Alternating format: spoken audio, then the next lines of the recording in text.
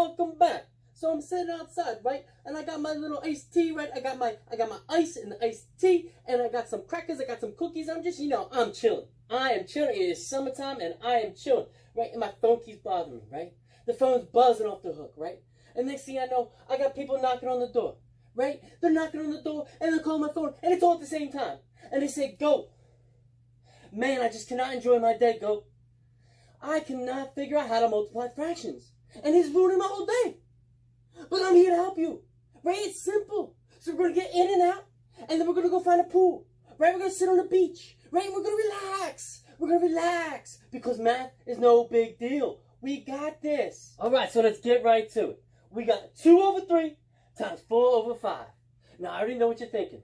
Goat man, I'm telling you, I cannot do fractions. Well, the goat man wouldn't lie to you. I am telling you, you can do fractions. Where do you see how easy this is? We're just going to go straight across, right? Forget about anything you're thinking about. Just go straight across. All right, here we go. So we're going to do 2 times 4. 2 times 4, you already know, is 8. Boom. Put it right over there. All right.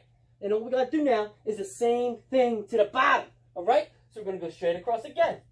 3 times 5. 3 times 5. Let's do it. 5, 10, 15. Boom. And there you go. 8 over 15 is your answer. Now, did the goat tell you it was easy? Would I lie to you? No, go get yourself that iced tea. All right? Hit that subscribe button, and I will see you next time on the Goat Teaches Math. Thank you. Boom.